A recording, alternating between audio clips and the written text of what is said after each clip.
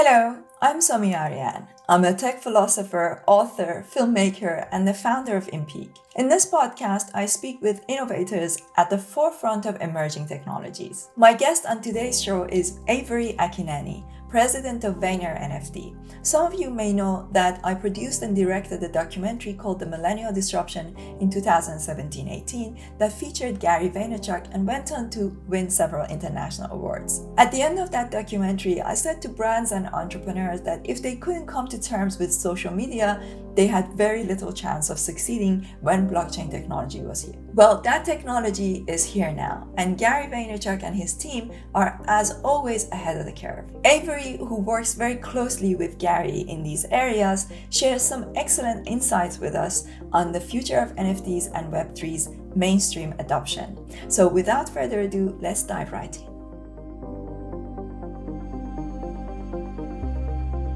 First of all, thanks for being here. I don't know how much you know about what we're doing or what I'm building. We're essentially building a Web3 education platform. So for a lot of people coming into the space, but also people who are in the space and wanting to learn more about it, go to the next levels, we are providing all kinds of education in this space. So I was just listening to some of your other interviews. And I interviewed Gary himself for my documentary. Gary has come a long way, and it's always so interesting to see how he's always ahead of the curve, no matter what happens. So the main thing I wanted to talk to you today about was how long have you been with Vayner Media, VaynerX? I've been with VaynerX for about 4.5 years. I started as a vice president on the media team, and I moved over to found and run our Asia Pacific office, which started with Singapore and expanded into Bangkok and Tokyo and Sydney and now many other cities, soon to be India.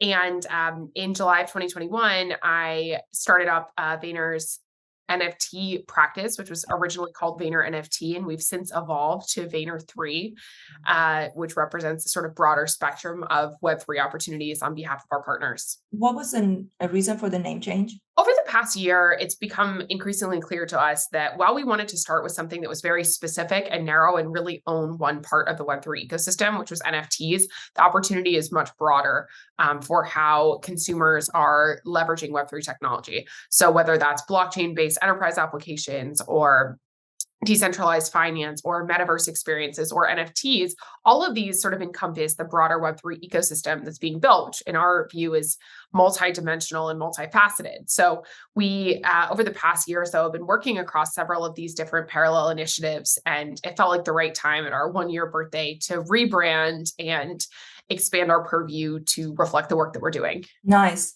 So how right now, when you look at the landscape of a lot of brands, Web2 brands coming into the space, what's your general feeling in terms of how quickly they might adapt, or what's the general timeline that you see brands it might take for them to actually come into the space?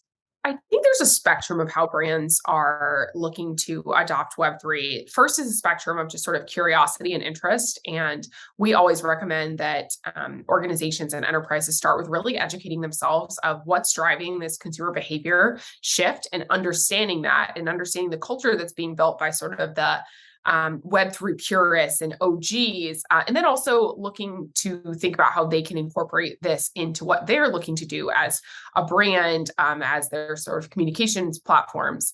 So I think for a lot of brands, the right place right now is collaborations, is doing something that ties Web3 into an existing initiative that they have, or collaborating with a leader in the space, whether that's Adidas collaborating with G Money, or Budweiser buying a Tom Sachs rocket, or Gatorade working with OneOf to drop their Player of the Year collection, or there are so many other examples, or Nike acquiring Artifact. I think there's a lot that starts with sort of collaboration, and then that sort of expands into co-creation. And examples of that can be really doing a joint project or initiative together that leverages the equity that I would call them traditional companies versus Web2. I know everybody refers to them as Web2 companies, but the reality is, I just got off a call with HSBC. They've existed for centuries. So they've existed since far before there was a web.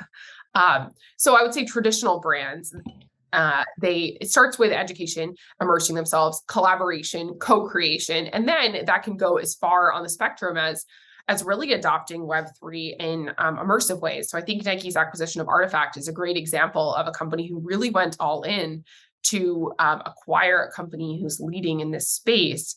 It made a lot of sense because Artifact is so well known for their digital sneakers and such a bastion of crypto culture. I think that's a perfect example of sort of going all in. And we've seen other companies embrace fully, but it's very hard for most publicly traded companies to operate fully embracing the Web3 ethos right now because it's still very new and it's still a very small group of consumers who are actively engaged in this space. If you look at the total number of consumers who even have an Ethereum-based NFT, we're talking like under 1 million, which is really tiny if you're an enterprise.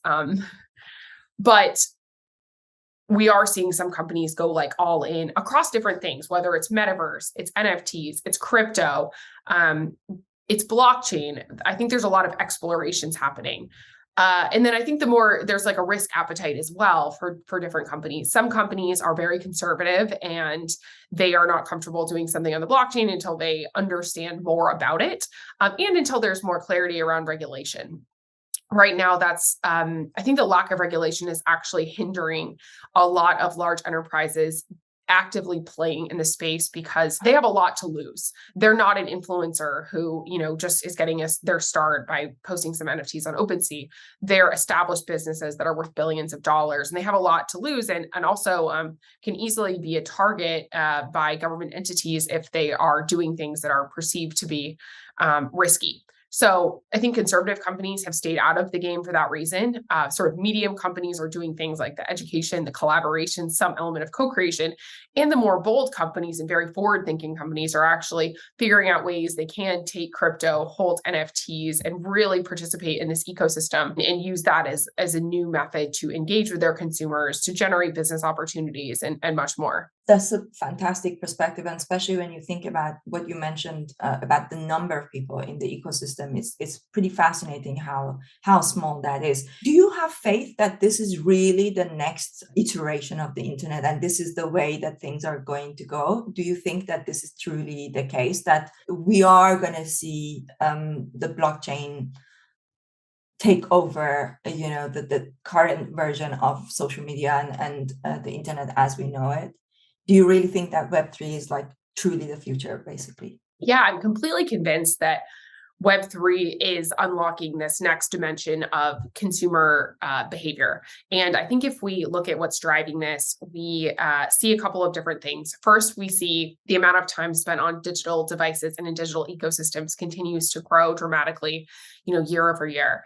And consumers are increasingly expressing their sense of self digitally. I think we see this manifesting in different ways, like filters, or your persona on Instagram, or how you act on Roblox, or the things the items that you have in your Fortnite. So I think digital identity is starting to really matter, and Web3 is giving rise to the ability to actually own things digitally, and that's a huge consumer unlock. I am completely convinced this is the next iteration of consumer behavior. I think it's coming. It's not here yet. Like we just talked about, we're still in the really early days of this. When I talk to some of my normal friends about everything that's happening in this world, they still don't see the value of what they perceive to be a JPEG. And it shows that we're very early in this journey, but it makes so much sense when you sort of look logically at what's driving this consumer behavior.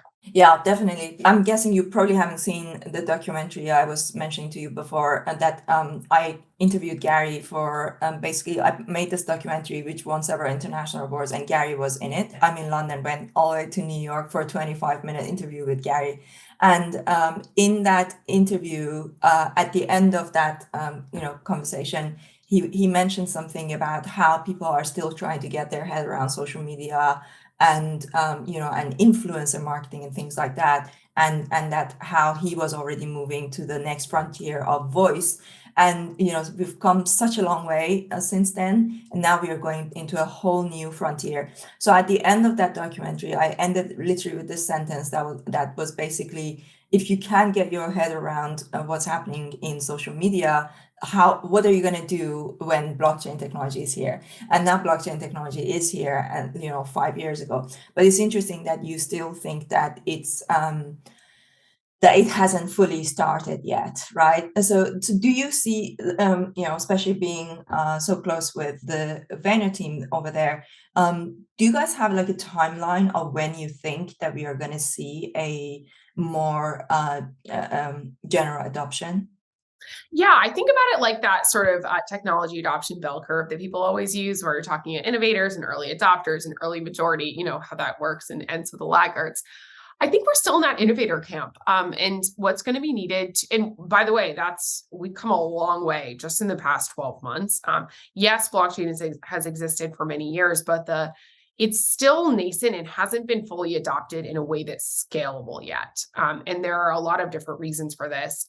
But it's important that we understand like where we are at the adoption cycle, which is it's very early. There's a passionate group of fans and who are sort of driving this and have a culture around different things, whether it's DeFi culture or crypto culture or NFT culture.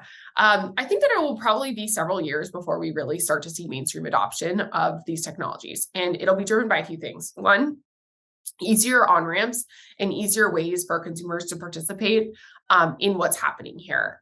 Second is perceived value. I think there needs to be a reason that people are like, wow, that NFT is so cool, I have to get one. It's still so small that it isn't something that mainstream consumers like desire or want to interact with quite yet.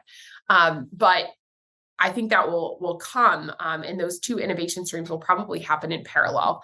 The parallel between someone doing something that's really cool, that has that consumer desirability, and an easier way for people to participate. If you look, think about buying an NFT, the process is very long and clunky versus, the process of sending an email. I don't exactly know how the email is getting to you, but I know that I'm typing it and it receives in your inbox instantly. That process is a good example of where we need to get to with the process of purchasing an NFT, where consumers don't need to know all the bells and whistles of exactly what's happening. Of course, some people will. Some people know exactly what's happening when I type an email and it ends in your inbox, but that's not the majority of people. And I think that's where we're going to shift to with NFTs. Is it'll be a seamless, instant experience that allows that sort of immediate gratification, which also is combined with things that are actually desirable by mainstream consumers.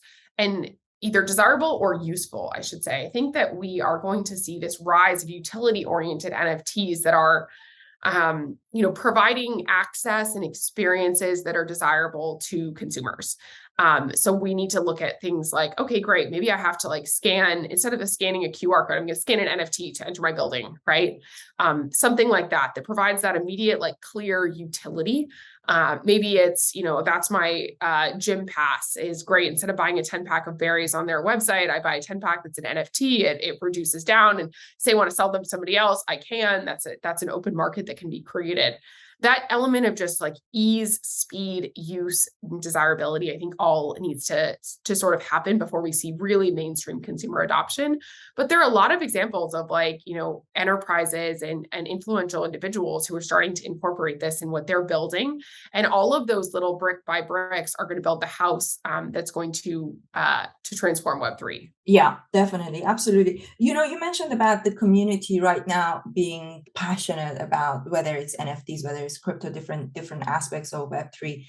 We say GM to each other every morning, on Twitter, etc. Exactly. What do you think will happen to that community as things grow? Do you remember whether there was a parallel to that when with Web2 when the internet was growing? Well, it's funny because a lot of the OG people from Web2 are kind of involved in Web3. Gary often tells me that he remembers when he knew everybody on Twitter. I think Britt Morin's another example of somebody who was really influential in the early days of Twitter and helped sort of shape that. She's at Britt. on Twitter and Instagram. And like in the early days of social media, those communities knew each other very well too. And you need a small and super dedicated community to be the group that really gets things off the ground. And then of course, there are our social users who just like go onto Twitter a couple times a week or, a couple times a month and check what's happening or go and read the news. But when Twitter first launched, there was this passionate group of people who were constantly spending time there, building relationships and new friendships on that. I think we're going to see the same thing happen with like the really like deep hobbyists of Web3. A lot of the hobbyists over the past year are kind of entwined with investors. They're NFT investors and NFT hobbyists and day traders. And there's a definite culture around those, around that. But that's only a small subsection of the world. Like, and not everybody in the world is going to be saying GM on Twitter. That just isn't going to happen. But everybody in the world is going to be using NFTs. That's super interesting. So what do you think will happen to this trader mentality and culture that is being developed right now? And this idea that there's so much emphasis on the price of the NFT, after the drop, not falling, etc. God forbid if the price falls below what people paid for, and that then it causes a lot of what we call FUD, which is for people always ask me what's FUD, fear, uncertainty, and doubt. So so what's going to happen to that culture? Like, is that culture going to go away? Like, is it like if I buy an NFT for my gym pass, am I going to expect that the price of that shouldn't fall? And so this is something that it concerns me quite a lot about how where this is going. Yeah, I think that it's what we've seen over the past 18 months is a really financialized ecosystem that's really, a lot about volume, price. I think the market correction that we've seen over the past couple of weeks has actually been very healthy for this space because things don't just go up, up, up, right? And that level of day trading and culture around it has been amazing. And a lot of people have made a lot of money, but it's also been very stressful to project founders, to artists, to creators. I see people all the time in Discords, like talking to individual artists about like, when are you going to be pumping this? What's the marketing plan? And, I think that creates a lot of like it takes a mental toll on a lot of the creators and founders in Web3 because they feel this immense pressure coming from their community to constantly be rising the price. And sometimes there are many factors that are out of their control on why something hits or it doesn't hit. And I do think that also sort of scares creators away from participating in the NFT ecosystem at times because it's so financialized and so much pressure to drive up the floor price. And, as a creator or an artist, you don't want to have a failed project or something that doesn't mint out or something that, goes below mint that people aren't even participating, which is unfortunate. What I think we'll see in the future is there will always be a subsection of people who are day trading the same way people day trade the stock market. That is just, that's going to be one part of the ecosystem, but it won't be the whole part. I don't have an expectation if I buy, I'm just looking at this candle, right? If I buy this candle, I don't think I'm going to pay $20 for it and sell it for 30 tomorrow. I'm getting a candle because I like the look of it and the smell of it. And I don't expect to have an ROI on my candle. I think we're going to see more NFTs that are, you're buying them because you either want to be a part of the community, you want to have access to what they're building, you want to participate in utility, but you're not expecting this to be an investment vehicle. So I think the rise of utility-based NFTs is going to help sort of separate out that from sort of investment vehicles exclusively. We've seen this a little bit with art and gaming and sports, but an NFT that has a very clear utility, that is what it is. More of those. I also think the price coming down is important as well. We've seen a lot of free mints doing very well recently, or low-cost NFTs. Low-cost NFTs where, the ambition is not to attract flippers, but it's to attract a community who's interested in creating a lower barrier for entry where anybody can buy one of these and participate. So we did a program yesterday actually with Gatorade to celebrate their player of the year, and they were $5. Yes, we could have priced them at 500, but we didn't want to price them at 500. We wanted to price them at 5. So anybody who wants to support the players of the year and, donate to Good Sports Inc. can do so. And they don't have to be a crypto millionaire to participate. I think the mint prices that we saw over the past year were really high. in the thousands of dollars in many cases. And that prices out normal people who might be interested in joining this ecosystem or interested in the project, and it attracts a certain type of consumer. So I think what we'll see in the future is there will always be an audience flipping, and the ability to trade your NFT is something that's amazing. And I think it's useful, and creating a free market for post-sale value items is cool. I can't go sell my candle to someone for $30 because where would I even do it? I'd have to post it on Facebook Marketplace or something. But with NFTs, you can do that. I just think the expectation will be less around every project needs to have a very active secondary market from the get-go. But the flip side will be every project or program should have a clear utility of what you're getting when you're buying into it, whether you're buying into a community or you're getting access or you're getting a discount or whatever the case may be. I think we'll see a lot more of those utility-oriented or community-oriented NFTs that are not as overly financialized as what we've seen in the past 18 months. Yeah, definitely. I think one of the biggest issues is that a lot of these NFT communities don't have a clear offering. They just don't have a clear offering. You basically mint some art, and then what you get? So you get access to a Discord, and most of the time that's it, really, right? And how many Discords can you be in? So one last question, because I know that you have a very busy schedule today. When people were trying to come into the Web2 social media, but by people I mean brands or anybody who wanted to build presence, do marketing in this social media era, they often thought about taking what they already had in the physical world, and then they would turn that into a digital format, and they would try to market it that way. And one of the things that I've always been trying to explain to brands and companies was that you need to speak this new language, that it's not just about taking what you already have. It's not like if you already have a magazine, let's now scan that magazine and put the content on social media. It doesn't work like that. So what are your suggestions, what are your advice for brands and whether small brands or big brands coming into the space, thinking how do they even learn to speak the language of this new movement that's happening? They have to put in their time to understand what's happening, and they need to participate in the ecosystem themselves as consumers.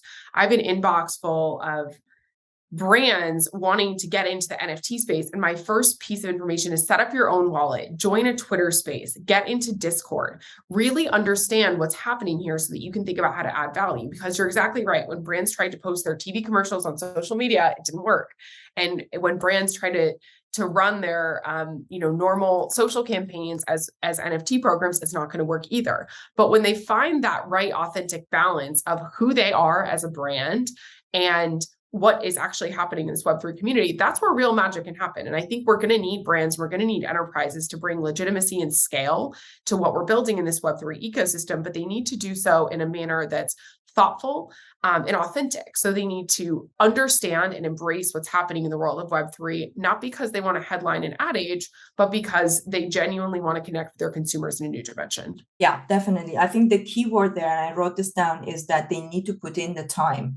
And most people don't want to do that, right? So this is the issue, that they need to put in the time to actually learn it and experience it from scratch. Well, thank you so much, Avery. I really appreciate your input and you being here. I hope to have you again as these ecosystems grow, and hopefully we will be able to collaborate in the future at some point as we also grow our educational platform. Fantastic. And congratulations on your educational platform. Seems really exciting. And I hope you stay cool in London. I know it's a scorcher. Yeah, it's absolutely. I'll let you go. I know you've got a busy day. Thank you so much. Thank you so much.